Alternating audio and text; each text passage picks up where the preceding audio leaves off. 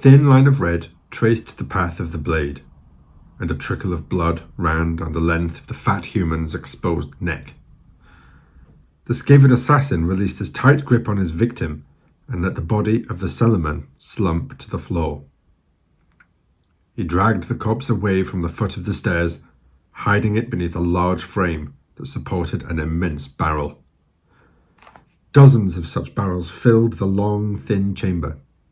The palace of Middenheim was well stocked, but the black-robed Skaven had not come here to assess the Man-Thing's supplies of brew. He ran down the length of the chamber, counting the barrels as he passed them. Instinctively he kept in the shadows, his movements silent and swift. At the 13th barrel from the end, he stopped. The assassin tapped 3 times on the wooden lid with the base of his dagger. His signal was met with a similar reply. Running his thin clawed hands across the metal rim, he found a small niche and pressed on it. A dull click told him he had found what he sought, and he stepped back as the front of the barrel slowly swung forward. He stared into the barrel and hissed. "Come, come, quickly!" A pair of red eyes appeared in the dark gloom of the barrel, followed by a second and a third.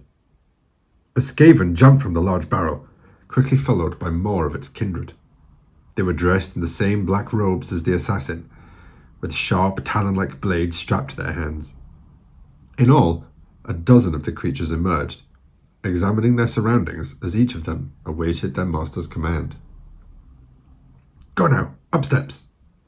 The assassin addressed his underlings. "Above us, a tavern. Full it is. Man-things, not warriors, drunk, will die easily."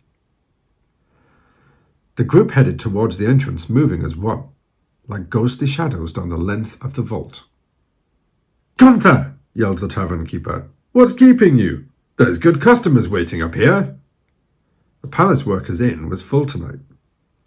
Angerstag was always a busy night. The nobles of the palace would often let their servants have the day off, whilst they slept off their overindulgence on the weekend.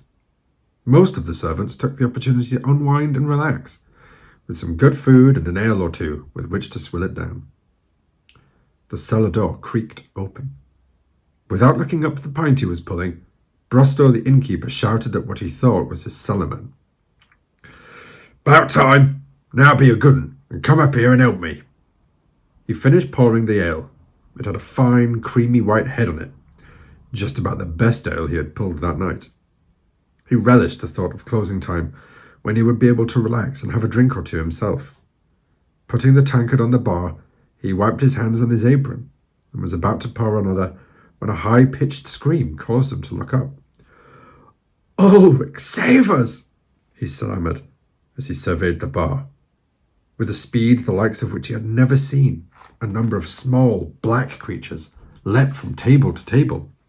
Blades were darting left and right, ripping out the throats of his patrons. They looked like small shadows, flitting across the room. In the noise and commotion of the pub, the invaders had already caused a bloodbath before any of the customers had realized what was afoot.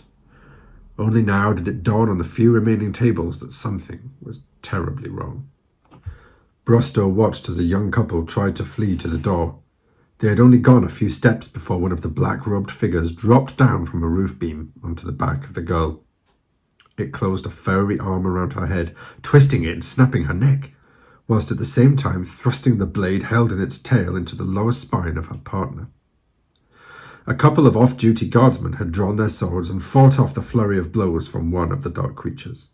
Slowly, the two of them forced it back into a corner of the tavern, but the creature reached into the fold of its robes. From here the innkeeper could not quite tell what it was the foul creature grasped in its taloned fingers. He watched in horror as it launched 2 projectiles at its assailants. Both men fell to the floor, writhing in death spasms, dark green stars, glowing unnaturally, protruding from their chests.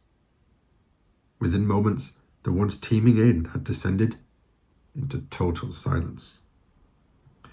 As Brosto, rigid with fear, cast his eyes around the room, he saw that few had even managed to escape from their tables before they had been brutally slain. The black-robed ones pulled their blades from the corpses of their victims, wiping the blood on their cloaks. 13 pairs of eyes turned towards him, and as one, they advanced. Rosto stared at the man-sized creatures. They had the visages of rats beneath the cowls of their robes. Rows of razor-sharp teeth were bared as they crept slowly towards him. "No! No!" he screamed as he tried to flee. But his legs would not respond. "You're not real! You're just a story told at bedtime to frighten naughty children." The largest of the creatures leapt onto the bar and drew a wicked-looking blade. Green toxin dripped from it, causing wisps of smoke to rise as it struck the polished wooden surface. The Skaven hissed, bringing its blade down in a vicious arc. As a dark cloud covered the moons, the Skaven crept out from the tavern into the crisp, cold night air of Middenheim. The trees in the palace ground had already shed their leaves, and only the noise of frost-covered leaves, quietly crunching underfoot, betrayed the presence of the dark-robed gutter runners as they made their way through the grounds. They followed the assassin as he pressed himself against the cover of the ancient stone walls of the city. Soon he disappeared into the shadows of a small alcove facing the main palace quarters. "The Dark Ones are coming. Already marched from the north. Soon first of Man-Thing cities fall. Here, our time draws near. Already clans gather in strength and—" It hissed for the others to stay silent. The sound of a sentry's footsteps on the cobbled stones echoed across the square. They grew louder as the sentry approached their hiding place. One of the gutter runners drew his blade in readiness to dispatch the guard. The man-thing paused, scant meters away from the alcove. The Skaven could smell the strong odour of his pipe. After a few seconds, he resumed his patrol and walked away. "Tower," the assassin continued, pointing to a building before them. "Must get inside." "Why, master?" one of the gutter runners ventured a question. The assassin turned, suddenly bearing a set of sharp yellow fangs. "Yours is not to ask why." With the tip of his dagger, he scratched a rough map in the dirt beneath the alcove. Soon every Skaven in the group knew his task, and they set off on their mission. Kurt Thirstmite felt the warmth of the fire against his cold face as he stepped into the guardroom. He took one last suck on his pipe before tapping the ashes out onto the floor. The rest of the night shift was sat around the fire warming themselves.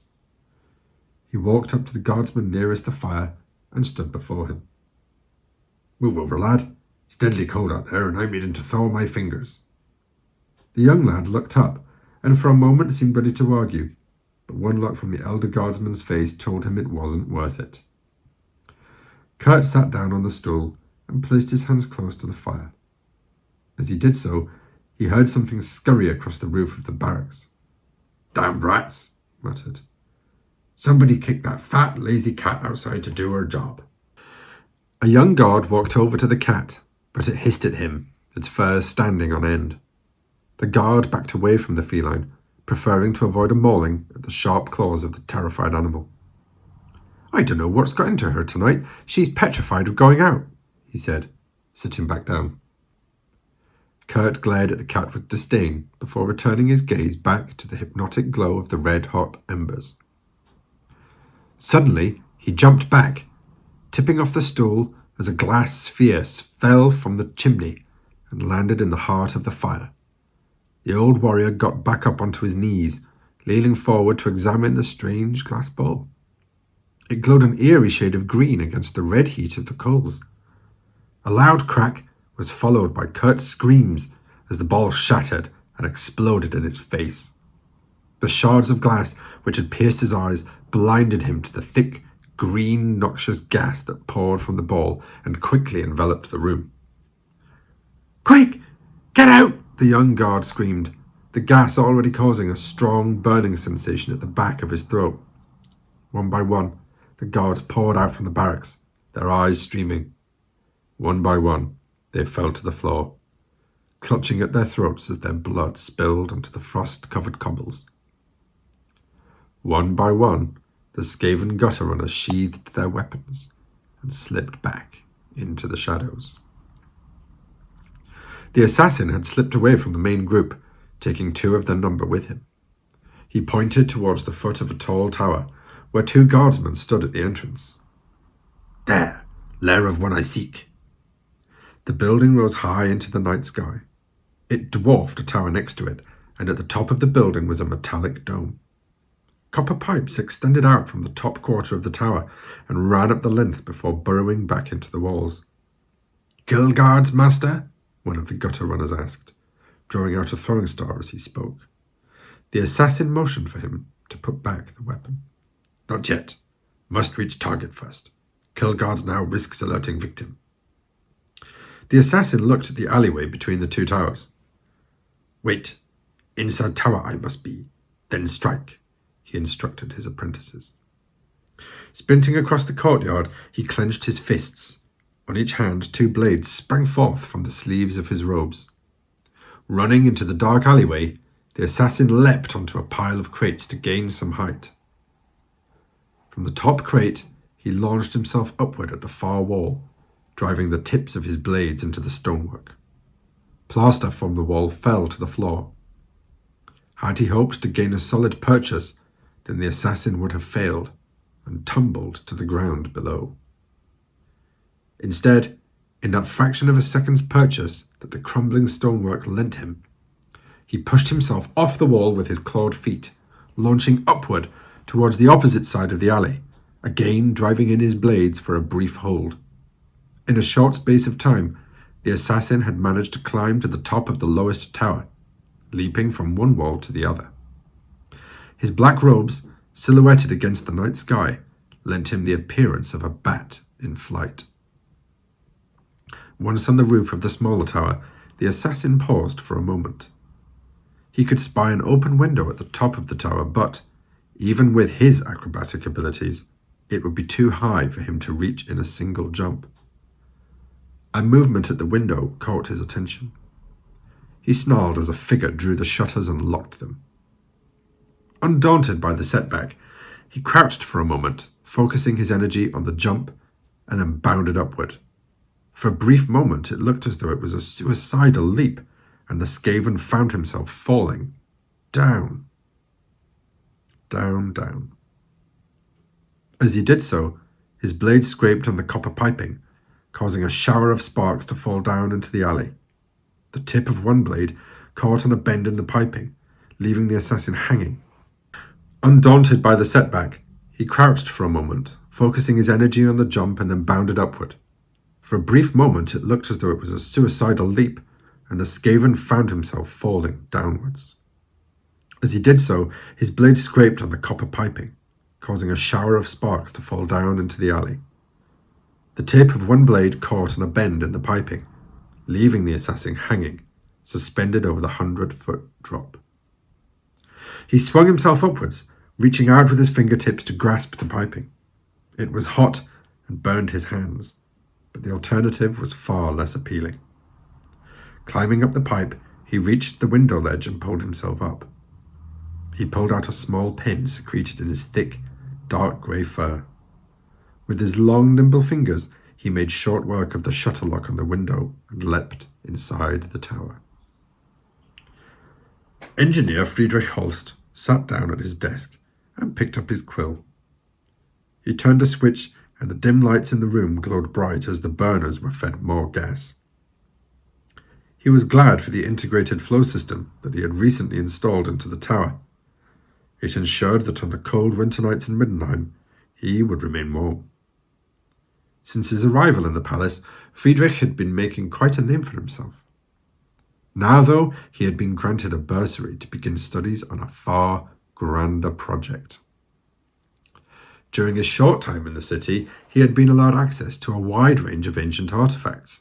It was here that he had discovered a strange stone. Dated at over 500 years old, it was simply entitled Weirdstone. All attempts to locate its source had met with failure, but Friedrich was not concerned with such details. He was more interested in harnessing the energy of the stone. In recent months, and after many near disastrous experiments, Friedrich had managed to safely use the stone as a power conduit. Unfortunately, the single shard he had found had been virtually drained of energy, and so he had sent word across the Empire for more samples. He stared at the dark green shard on his desk. This simple piece of stone would change his life forever. With it, he would achieve recognition beyond his wildest dreams. A sudden draft of cold air caused him to turn round. The shutters were wide open. Strange, he mused to himself. He was sure he had locked them. The engineer refastened the lock and sat back down at his desk. His eyes widened in shock. The stone was gone. He looked under the desk. Perhaps it had fallen. But his quick search revealed nothing. Lost something? A sharp voice spoke behind him. Friedrich turned, and his heart almost stopped at what he beheld. The assassin grinned, revealing his razor-sharp teeth. In his hand he casually tossed the green shard. The engineer slowly stepped back, his mouth wide open, whilst his eyes betrayed a look of bewilderment and horror at the creature before him. He backed himself against the wall, shuffling slowly step by step, sideways toward the door. I knew it, he stammered, pointing at the assassin. All the evidence pointed towards it. I knew you were real. The skulls were too precise to be fakes. The human continued to back away from the Skaven. As he reached the door, he slowly turned to open the handle. No sooner had he averted his gaze than the Skaven leapt towards him with lightning speed. The blades attached to the Skaven's wrist thudded into the thick oak, pinning the engineer to the door. One blade on either side of the man's neck trapped him. The engineer turned slowly back round to face his attacker. A trickle of blood ran down his neck as the blades nicked him, whilst at his feet a small puddle of another liquid formed. Warpstone you are wanting, yes? Think you to harness its power? The assassin pressed his snout close to the engineer's face, staring deep into his eyes. Warpstone? The engineer stammered again, a puzzled and desperate tone creeping into his speech. He looked down at the shard of stone the Skaven held in his menacing clawed hands. You mean Weirdstone? We know you harness energy. Give me plans, I give you quick death. The Skaven turned his blades, cutting slightly deeper into the engineer's neck. You will get nothing from me, you verminous filth, Friedrich retorted, wincing at the pain. All the results of my experiments are contained safely within my mind. There is nothing for you here. It is all in my head. The Skaven snarled for a second and pulled his blades away from the engineer's neck, reaching into the folds of his robe. He turned his back to the engineer for a moment, whispering, Good. In one fell move, he whirled back around, the sword held in his hand, sliced cleanly through the engineer's neck, severing his head. At the foot of the tower, the two gutter runners pulled their throwing stars from the bodies of the guards. The door opened, and they quickly lowered their daggers from a striking position as they spied their master. Success, master? One whispered as they skulked into the shadows. Yes, the assassin spoke. In his hand, he held a small sack. Blood dripped from the seams, leaving a trail behind it. But by the time the guards discovered the gruesome murder, the Skaven would have long since vanished. Hurry we must. Clan Squire need this one's brains before they go cold. Even after death they have the means with which to retrieve his secrets. As the assassin spoke, the other gutter runners emerged from the shadows.